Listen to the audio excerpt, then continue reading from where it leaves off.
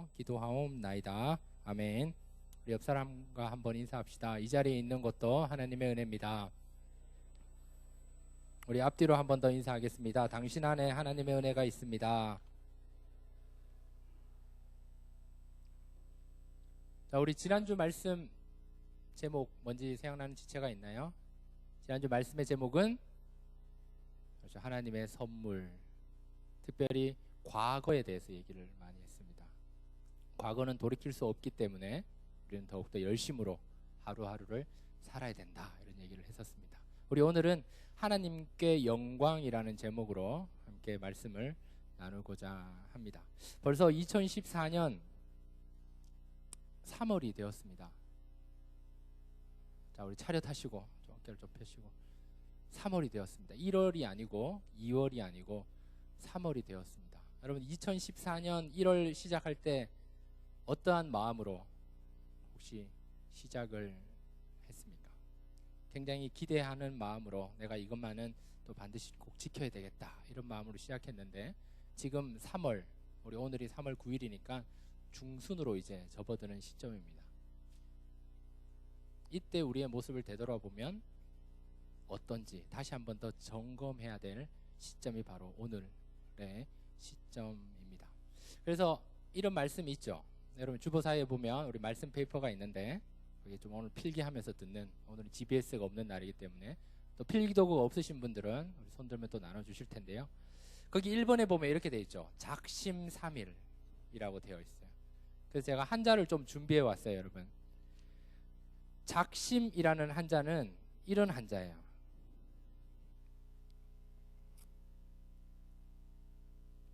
자, 작심, 이 뜻을 여러분은 잘 아시죠? 여기서 말하는 작자는 결정하다라는 의미의 작자입니다. 결정하다는 영어로 하면 decide인데 이것은 어디로부터 잘라내다라는 의미가 있습니다. 그러니까 작심이라는 말은 어디로부터 잘 잘라내겠다라고 결단하는 거죠. 그런데 이 작심삼일이라는 말은, 이건 우리나라 정말 사자성어 속담이 있는 날인데, 사람이 뭔가를 이렇게 결심을 하고 마음으로 결정을 하고 났는데 하루는 이 일을 하지 못해 시험에 드는 거예요. 그리고 또 다른 하루는 이것 때문에 갈등을 해서 지키지 못하는 거예요. 그리고 3일이 되었을 때 이 작심 자체가 없어져 버리는 것을 작심삼일이라고 이야기합니다. 그런데 오늘날에는 작심삼일이 좀 바뀌었어요. 그래서 바뀌어서 요즘은 작심삼초라고 얘기를 합니다. 이 말은 무슨 말이냐 하면, 작심을 했어요. 마음의 결정을 했어요. 근데 돌아서는 순간 내가 뭐 작심했지? 라고 잊어버리는 것을 의미합니다. 근데 더 충격적인 사실은 작심삼일에서 작심삼초가 되었는데 오늘날에는 여기서 말하는 이 자체가 없는 시대가 되어버렸어요. 이것은 다시 말하면 왜 사는지, 어떻게 살아가야지에 대한 목표 없이 그냥 자체가 없는 거예요. 제가 작심이라고 붙였지만 마음을 결정을 해서 뭔가를 다른 것들을 이렇게 쳐내면서 살아가는 것이 작심인데, 작심 자체가 없으니까 그냥 흘러가는 대로 살아가는 것이 오늘날의 많은 크리스천 청년들의 모습입니다. 그래서 제가 요즘 리더 신방을 하고 있는데 제가 꼭 질문하는 게 한 가지 있습니다. 2014년 목표가 뭐냐? 2014년 신앙적인 목표가 뭐냐라고 질문을 합니다. 제가 여러분에게 질문하겠습니다. 여러분, 2014년 3월이 되었는데 여러분의 신앙의 목표는 무엇입니까? 여러분의 인생의 목표는 무엇입니까? 예전에 저도 여러분 나이 때, 한 20대 때 늘 이런 질문을 많이 받았습니다. 너 신앙의 목표는 뭐냐? 를 제가 얘기하는 게 그거였습니다. 전도 한 명 해보고 싶다. 이 전도 한 명 하는 게 나의 목표다. 근데 오늘날 많은 크리스천들이 전도 한 명 해보겠다라고 마음 먹었으면, 작심했으면 그 다음 단계는 뭐죠? 전도 대상자를 정하는 거예요. 그런데 그런 마음이 없는 거예요. 사랑하는 이성교회 청년부 형제 자매들, 여러분 주 안에서 우리가 작심, 하나님께 영광이 되겠다, 뭐 이런 모습으로 나아갈 때 여러분들이 존재하는 목적은 청년의 때 여러분 주변에 많은 믿지 않는 자들을 붙여주시는 이유는 여러분 그 목표를 가지라고 하나님께서 주신 겁니다. 그 작심이 저와 여러분에게 있기를 바랍니다. 뿐만 아니라 말씀에 대한 또 작심이 있어야 돼요.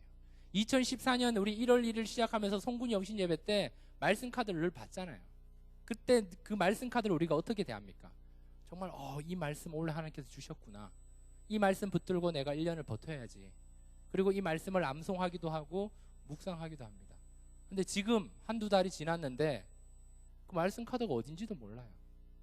심지어 제가 이렇게 물어보면 그 말씀 카드가 뭐였는지도 기억이 안 나는 게 우리의 모습이라는 거예요.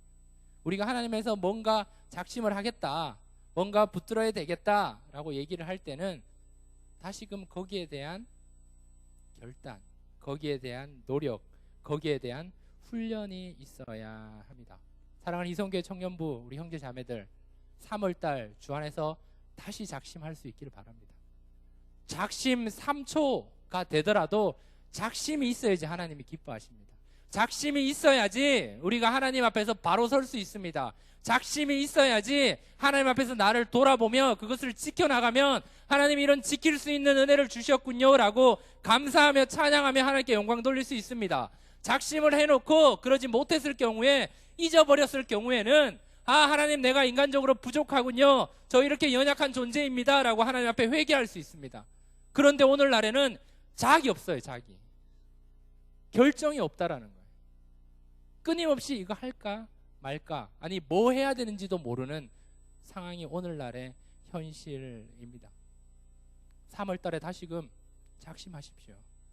다음 주에 1일 부흥에 굳이 3월달에 시간을 내어 많은 예산을 투자해서 이 계획하는 의미도 여기 있습니다. 1월달에 동계 수련을 했으면 이제 2달이 지났잖아요. 좀 다시 또 마음이 어려워졌단 말이에요. 상처받은 영혼들이 있어요. 힘들어하는 영혼들이 있단 말이에요.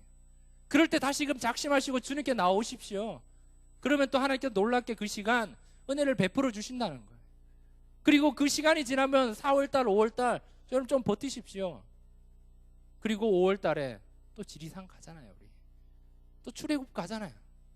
거기서 다시금 하나님 만나고, 출애굽에는 시내산인데 우리는 거기 지리산이죠. 지리산, 대한민국의 노고단 가서 다시 주님 만나고 다시금 작심하는 거죠. 그러면 또 2달이 지나면 우리 또 7월달 또 우리 또 다양한 게 또 준비되어 있거든요. 그러면서 우리의 신앙을 계속 돌아보며 작심하며 회개하며 감사하며 영광 돌리는 이 이런 반복되는 삶을 살아갈 때 어느 순간 내 모습을 돌아보니까 성장해 있는 거죠. 자라져 있는 거죠. 하나님께 영광이 되었군요. 하나님께 기쁨이 되었네요. 하나님과의 관계가 이렇게 가까워져 있군요. 그 속에서 응답도 되고, 그 속에서 하나님의 복을 받아 우리가 더욱더 감사하며 하나님께 영광 돌릴 수가 있습니다. 제가 왜 시작하면서 작심 3일 이것을 말씀드리는 이유는 오늘 말씀의 제목은 하나님께 영광입니다. 다시 말해서 하나님께 영광 돌리기로 여러분 작심하셨잖아요. 예수님 믿는 그 순간, 세례받은 그 순간 하나님께 기쁨이 되겠다, 하나님의 영광을 위해 살겠다, 이 시간 내가 찬양 드리고 예배 드린 것이 나의 그런 유익이 아니라 하나님께 영광 돌리기 위해서 내가 예배 드린다 라는 것을 다시금 결정하실 수 있기를 바랍니다. 그래서 여러분 찬양 가사에도요 영광이라는 곡이 정말 많이 들어가요. 제가 어제 말씀을 준비하면서 찾아봤어요. G코드로 짠짠짠짠 영광을 돌리세 우리 하나님께 영광의 주님 찬양하세 영광 주님께 영광을 영광 착착 가장 높은 곳에 영광 많잖아요. 내 눈 주의 영광을 다 영광 우리가 찬양으로 이렇게 고백을 많이 하잖아요. 그러면 우리의 삶도 우리의 인생도 다시금 작심하며 하나님께 영광 돌려야겠다. 내가 직장에서 가정에서 나의 삶의 자리에서도 어떻게 하면 하나님께 영광을 돌릴 수 있을지 우리 오늘 말씀을 통해서 한번 생각해 보고자 합니다. 여러분, 해마다 연말이 되면 많은 시상식이 있습니다. 그때 제가 늘 관심 있게 보는 것은 연예인들이에요. 그 중에서도 크리스천 연예인들이 상을 탔을 때 어떤 말을 하느냐 굉장히 주의 있게 봅니다. 반드시 봅니다. 그래서 뭐 송구영신 예배나 뭐 성탄 뭐 예배 때문에 못 볼 때는 반드시 다시 보기로 제가 돌려보는데, 그때 많은 연예인들 중에서 훈련이 잘 돼 있는 연예인은 마이크를 잡자마자 하나님께 영광을 돌립니다 이렇게 얘기를 해요. 근데 또 어떤 연예인은 누구에게 감사합니다 하고 놓쳐서 하나님께 감사해 좀 늦게 하는 사람도 있어요. 근데 중요한 것은 수상을 했을 때 그 기회 때 하나님께 영광을 돌릴 수 있다는 것은, 다른 말로 얘기하면 저는 그렇게 받아들여요. 그 크리스찬 연예인의 삶이 하나님께 영광 돌리는 삶을 살았기 때문에, 그렇게 훈련되었기 때문에 그 찬스에, 그 기회에서 하나님께 영광 돌릴 수 있다는 거예요. 여러분, 하나님께 영광, 오늘 말씀의 제목은 한마디로 얘기하면 훈련되어야 져야 된다는 거예요. 여러분, 하나님께 영광 돌리고 싶습니까? 훈련되어져야 돼요. 작은 것부터 감사하며 하나님께 영광 돌리는 훈련이 되어야 돼요. 우리는 끊임없이 하나님께 영광 돌리는 그 중요한 시점에 하나님을 잊어버립니다. 저도 얼마나 교만한지요. 예배 드리고 집에 돌아가잖아요. 그러면 막 이 순간 내가 굉장히 부족한데 하나님께서 이런 예화를 팍 떠올라서 내가 갑자기 막 얘기를 해서 설교가 잘 진행된 것 같아. 막 교만한 마음이 들어요. 이거는 잘못된 거예요. 이것은 하나님이 도와주셨군요. 하나님께 영광 돌립니다. 뭐 이런 관점으로 나아가야지. 우리의 모든 삶은 잘 됐을 때는 내 탓이야, 내 탓. 내가 이 정도 했기 때문에 이 정도지. 근데 못했을 때는 하나님 탓이야. 하나님 안 도와줘서 이런 거 아닙니까? 라고. 그게 이스라엘 백성들이 늘 불평하는 내용이거든요. 우리가 하나님 앞에서 영광이 되고 싶다, 하나님 앞에서 좀 영광 돌리며 작심하고 싶다, 그런 마음에 결정하신다면 삶 속에서 작은 것부터 감사하며 하나님께 영광 돌릴 수 있어야 합니다. 우리 두 손을 한번 들어볼까요? 하나님, 우리 다 같이 하나님 영광 돌립니다. 다시 한번 더. 하나님 영광 돌립니다. 자, 내리시고. 여러분, 삶 속에서 두 팔을 올리면서 하나님 영광 돌립니다 몇 번 해보셨나요? 1년에 한 번도 안 하는 것 같아요. 여러분, 아침에 일어날 때 무릎을 꿇고 두 손을 높이 들어보세요. 하나님 영광 돌립니다. 이 하루도 하나님께 영광 돌리기로 작심합니다. 이렇게 기도하십시오. 그 훈련이 여러분한테 있을 때 여러분의 삶이 더욱더 하나님께 가까이 나아갈 수 있습니다. 며칠 전에 박주영 선수가 컴백을 했어요. 그리스전에서. 그래서 전반 한 18분인가요? 16분인가요? 그중에 박주영 선수가 패스를 받아 논스톱으로 딱 슛을 때려서 그리스의 골망을 막 흔들었어요. 여러분, 그 모습을 보면서 무엇을 생각했습니까? 박주영 컴백했는데 잘 됐네. 한국 축구 이제 되는 것, 뭐 이런 생각을 했나요? 중요한 것은 박주영이 굉장히 어려웠잖아요. 그 선수가 굉장히 어렵고 막 어렵다가 또 임대됐다가 우리나라로 이렇게 국가대표로 발탁됐는데, 그렇게 할 수 있었다는 것은 훈련이 되었다는 거예요. 수천 번, 수만 번, 아니 수십만 번, 수백만 번 이상 그 슛하는 연습을 했기 때문에 그 기회가 왔을 때 그렇게 할 수 있다라는 거예요. 우리는 어떻습니까? 여러분, 우리 희성청년부 토요일날 축구하는데 한번 와보십시오. 골키퍼와 1대1 상황이면 10개 중에 9개는 골대 밖으로 나와요. 진짜예요. 그냥 1대1이면 그냥 이렇게 탁 차면 넣으면 되는데 1대1 되는 그 순간 긴장하고 심장이 두근두근 뜨니까 갑자기 다리에 힘이 들어간다. 우리 여기 뭐 혁주 형제나 재민 형제 축구를 되게 잘하는데 그냥 차면 다 들어가. 근데 1대1만 되면 밖으로 나와요. 왜 그럴까요? 마음이 두근두근거리고, 왜 이렇게 박주영 선수처럼 수만 번, 수천 번 그 슈팅 연습을 아직 안 했기 때문에 그 기회의 순간에 약간 당황한다라는 거예요. 여러분은 어떻습니까? 우리가 하나님 앞에서 영광 되기를 원한다. 그러면 내가 얼만큼 하나님께 영광 돌리는 훈련을 하고 있나, 여러분 돌아보셔야 됩니다. 그래서 나중에 정말 중요한 그 순간에 모든 영광 하나님께 올려드립니다라고 영광 돌려야 되는 그 순간에 하나님의 영광을 가로채는 그 잘못된 실수를 하지 않게 됩니다. 자, 그러면 우리 오늘 갈라디아서 2장 말씀을 통해 바울이 디도라는 사람이 어떻게 하나님께 영광 돌리는지 훈련되었는지 우리 말씀을 통해서 한번 살펴보도록 하겠습니다. 우리 2장 2절 말씀 다 같이 한번 읽을까요? 2장 2절입니다. 시작. 내가 이방 가운데서 전파하는 복음을 그들에게 제시하되 유력한 자들에게 사사로이 한 것은 내가 다름질하는 것이나 다름질한 것이 헛되지 않게 하려 함이라. 아멘. 바울 사도는 복음을 전파하는데 유력한 자들 앞에서 사사로이 했다라고 얘기를 해요. 여기서 사사로이 했다는 말은 자연스럽게 했다는 말이에요. 자연스럽게.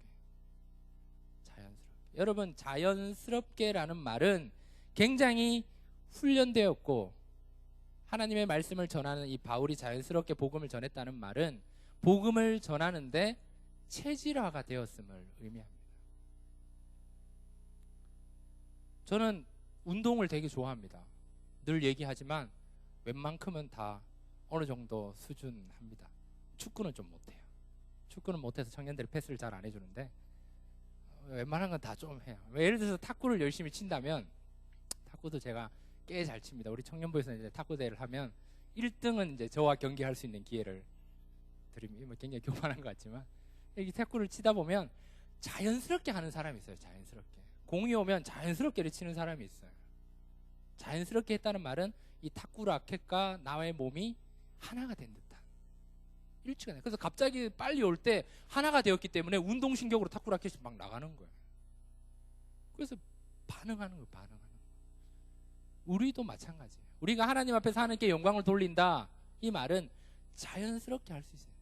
하나님께 영광을 돌리는 그 작심하는 것에 자연스럽게 할 수 있도록 체질화가 되어요. 여러분 청년회 때잖아요. 청년회 때 여러분 빨리 신앙적으로 하나님께 영광 돌리는데, 예배하는데, 찬양하는데, 말씀 듣는데, 말씀 읽고 기도하는데 체질화가 되지 않으면 40대, 50대, 60대 때 힘들어요. 뿐만 아니라 우리의 자연스러움은 하나님 앞에 신앙적인 작심, 하나님께 영광 돌리는데 자연스러운 것이 아니라 죄 짓는 것에 굉장히 자연스러워요. 선수들은 여자들 손 잡는데 너무 자연스럽게 잡혀요. 근데 좀 부족한 사람들이 손 한 번 잡기 위해서 수만 번을 고백. 언제 이 타이밍에서 잡을까? 영화관에서 팝콘 먹으면서 잡고 막 이런 자연스럽지 않더라.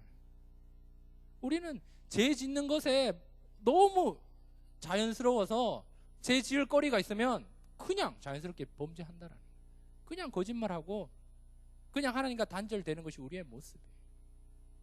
하나님께 영광 돌리는 자연스러움을 회복할 수 있기를 바랍니다. 그 자연스러움이 우리 안에 있을 때 바울 사도처럼 하나님 앞에서 담대하게 하나님의 은혜의 복음을 전할 수 있다는 거예요. 그러기 위해서는 여러분 은혜를 자꾸 나누셔야 돼요.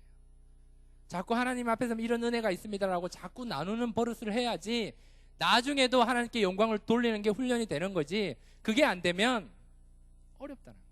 받은 은혜가 내 안에 있으면 내 안에 있는 것이 아니라 자꾸 나누어줘야죠. 부모님한테 나누든지, 친구한테 나누든지, 애인한테 나누든지, 동생한테 나누든지 얘기를 하셔야 되는 거예요. 여러분 큐티 많이 하시잖아요. 큐티에 제일 마지막에 종지부를 찍는 게 뭔지 아십니까? 큐티 시작할 때 기도하고 또 찬양하고 말씀 보고 묵상하고 충분히 나를 보며 결단하며 반성하는 것까지는 다 잘해요. 맨 마지막에 해야 되는 게 뭔지 아십니까? 나눔이에요. 나눔을 해야지 하나님께 영광 돌릴 수 있다라는 거예요. 그렇기 때문에 소그룹, GBS 뭐 이런 모임들에 여러분 열심을 내야 되는데 여기 있어요. 거기서 하나님의 은혜로 이렇게 살았어, 하나님께 나는 이렇게 영광 돌리는 삶을 살아서, 이게 자꾸 나눔이 있을 때 우리가 자연스러워진다라는 거예요. 그게 어색한 사람들은 하나님 얘기를 하는 것 자체가 어려워요.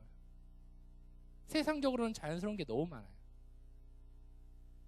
반복적으로 지하철 타기, 버스 타기 뭐 이런 거 너무 자연스럽잖아요.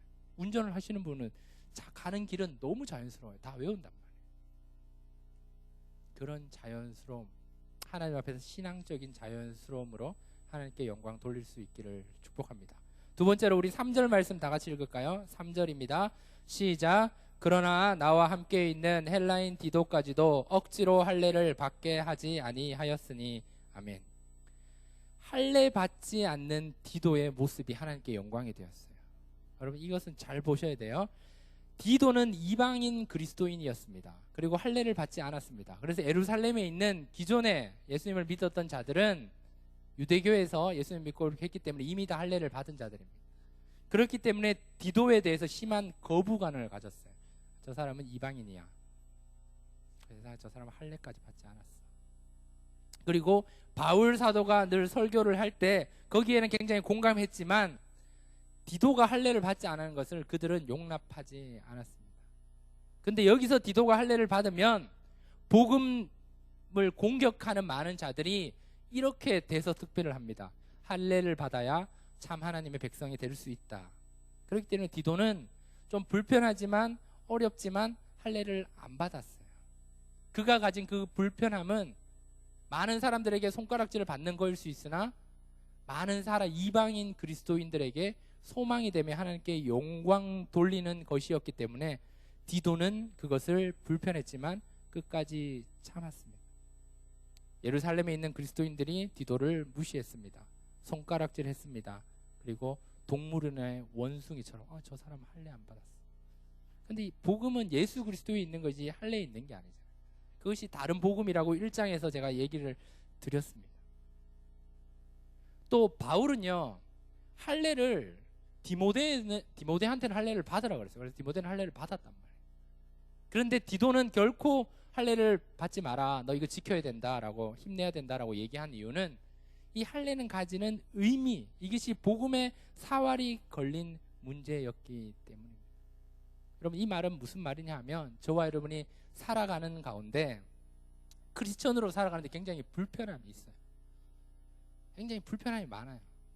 예를 들어서 술자리에 갔을 때 술을 먹는 거. 여러분 술 한 잔 먹는다고 지옥 안 갑니다. 그렇다 제가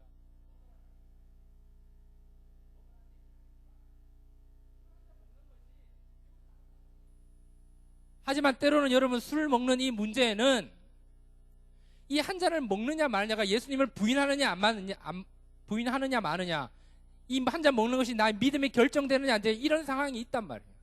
그런 상황일 때는 목숨 걸고 불편하지만 거기서 욕을 먹어도 분위기가 어색해도 지켜내야 되죠. 우리는 어떻습니까? 주일날 하나님께 예배 드리는 거 때로는 여러 가지 많은 일이 겹칠 수 있어요. 그때 힘들지만 물론 주일날 일부 예배를 드리고 조용 예배를 드리고 예배 드리러 갈 수 있단 말이에요. 하지만 이것의 문제가 정말 복음의 정말 하나님을 믿느냐 마느냐의 문제의 경우에는 힘들지만 불편하지만 지켜내야 돼요. 오늘 본문에 등장하는 이 디도라는 사람은 할례를 안 받는 게 얼마나 외로웠겠습니까? 하지만 그는 이 불편함을 참아내었습니다. 견디어냈습니다. 우리도 크리스천으로 살아가는 것이 불편함이 있어요. 어려움이 있단 말이에요. 하고 싶은 대로 다 하는데 남들은 막 자유하는 것 같은데 걸리적거리는 게 너무 많은 것 같아요. 하지만 여러분이 지켜내셔야 돼요. 왜냐하면 우리가 주님을 사랑하기 때문이에요. 아니 복음의 능력을 경험했기 때문이에요. 우리가 그리스도인들인데 세상 사람들과 좀 달라야 되는데 다르면 큰일 난 줄 알아요. 그래서 그냥 두 손 들고 그냥 항복해 버리는 것이 오늘날의 크리스천 청년들의 모습인 경우가 너무나 많이 있습니다. 사랑하는 이성교회 청년부 여러분, 하나님께 영광이 되고 싶습니까? 디도 같은 모습으로 그 불편함을 견뎌내십시오. 좀 어렵지만 힘들지만 이것이 하나님 앞에 내 믿음을 지키는 것이라면, 하나님께 영광을 돌리는 것이라면, 디도가 많은 사람들에게 할례를 안 받았다고 공격받았던 것처럼 지켜내십시오.